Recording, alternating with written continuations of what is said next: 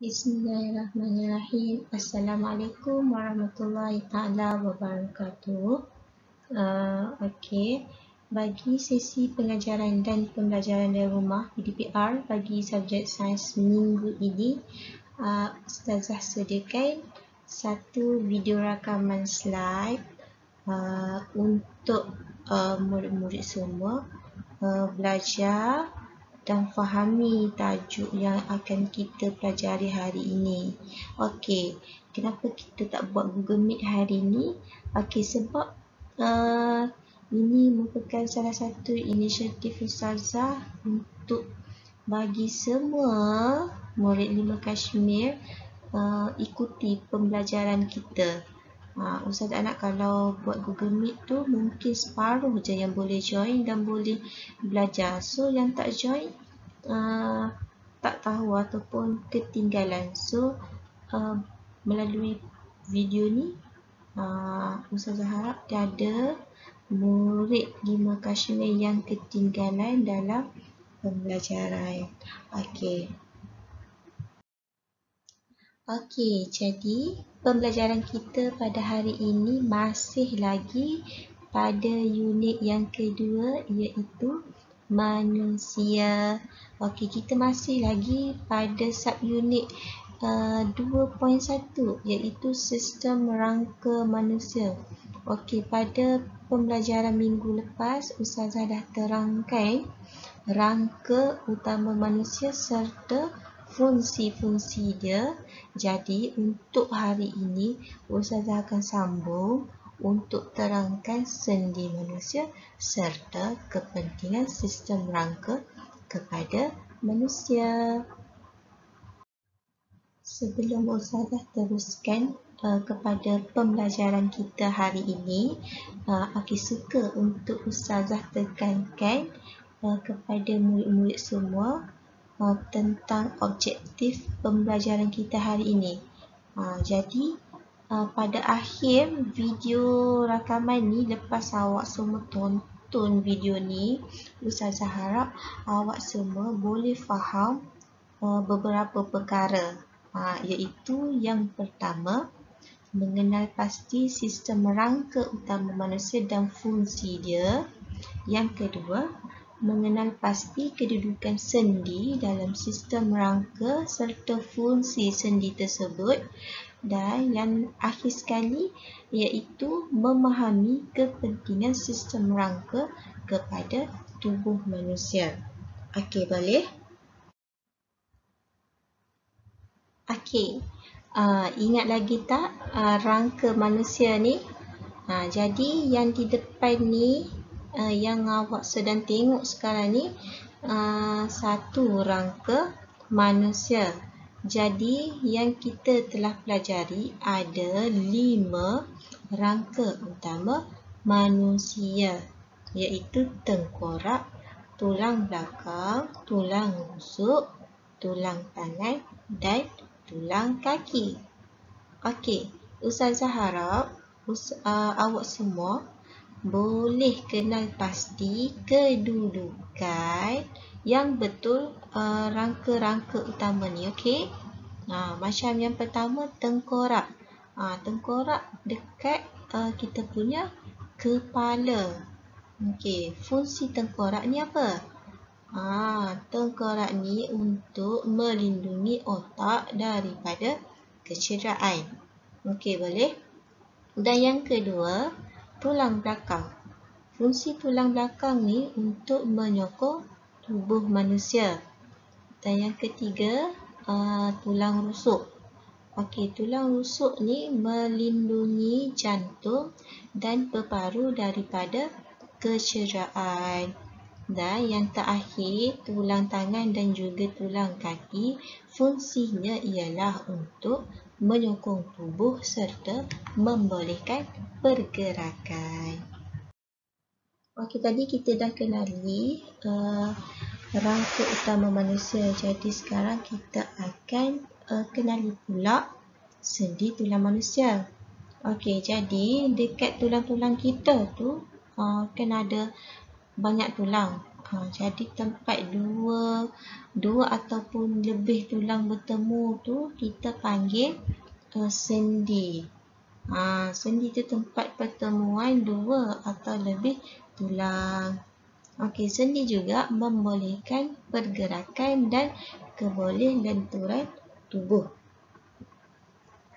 Okey, maksud kebolehlenturan tubuh ni awak boleh tengok pada badan ahli gimnastik ataupun penari. Kalau ahli gimnastik tu kan dia boleh bengkokkan dia punya badan dia ke belakang tapi badannya tak patah. Itu maksudnya kebolehlenturan. Jadi dekat bahagian sendi ada sejenis tulang lembut. Tulang lembut tu kita panggil tulang rawan. Fungsi tulang rawan ni ia mengurangkan geseran antara tulang semasa pergerakan. Okey, contohnya dekat lutut, kan lutut tu ada sendi lutut. Sendi lutut tu merupakan tempat bertemunya tulang peha dan juga tulang betis kan. Jadi bila kita berjalan, dua tulang tu akan bersentuhan dan bergerak. Bila bersentuhan, bila dua tulang tu bersentuhan, maksudnya ada geseran. Jadi tulang rawan itulah yang mengurangkan geseran. Kenapa pentingnya tulang rawan ni untuk mengurangkan geseran? Sebab tak nak bagi tulang kita tu sakit ataupun sengal ataupun luka. Okey, faham Jadi di mana terdapatnya sendi-sendi ni pada tubuh manusia? Okey, yang pertama sendi pada tulang leher. Yang kedua sendi pada tulang bahu. Yang ketiga sendi pada tulang tangan. Yang keempat sendi pada tulang pinggul. Dan yang kelima ialah sendi lutut.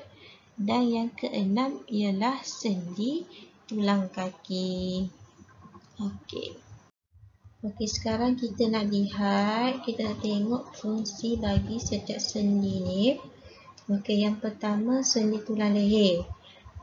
Sendi tulang leher ni membolehkan pergerakan leher secara putaran atau pusingan. Maksudnya kita nak toleh atas boleh, nak tengok bawah boleh, nak tengok kanan boleh, nak kiri boleh. Macam lalu lintas jalan, nak kena tengok kiri kanan kan. Jadi sendi tulang leher inilah yang membantu menggerakkan leher awak. Okey, yang kedua sendi tulang bahu. Sendi tulang bahu ni membolehkan tangan kita gerak ke depan dan juga ke belakang. Dan yang ketiga sendi tulang pinggul. Sendi tulang pinggul ni membolehkan pergerakan bahagian atas tubuh dan kaki. Dia kena sekali pergerakan bahagian atas tubuh awak tu dan juga kaki kena bersama. Kalau tak ada sendi tulang pinggul ni, mungkin kaki awak dah jalan dulu tapi bahagian tubuh atas ataupun kepala awak tertinggal. Itu kalau tak ada sendi tulang pinggul. Okey, yang seterusnya sendi tulang tangan. Sendi tulang tangan ni mestilah dia bolehkan pergerakan tangan dan juga jari. Dia berbeza dengan sendi tulang bahu. Kalau tulang bahu, sendi dekat tulang bahu tu dia membolehkan tangan kita gerak depan dan juga belakang. Tapi sendi tulang tangan ni dekat lengan kita lah, dekat kita punya lengan tu supaya awak boleh bengkokkan dan juga gerakkan. Dan juga di jari awak supaya awak boleh tulis, awak boleh makan, boleh gerakkan jari tu kan. Okey, seterusnya sendi lutut. Sendi lutut membolehkan kaki dibengkokkan atau diluruskan. Ni untuk membantu awak berjalan lah kan. Yang terakhir ialah sendi tulang kaki. Okey, sendi tulang kaki ni berada pada kaki pada kaki yang membolehkan pergerakan kaki dan juga jari kaki. Okey, setelah kita kenali dan juga kita fahami rangka utama manusia dan juga sendi tulang manusia, dapatlah kita kenal pasti beberapa kepentingan sistem rangka ni kepada manusia. Okey, yang pertama, sistem rangka ni melindungi organ penting manusia seperti otak dan juga paru-paru daripada kecederaan.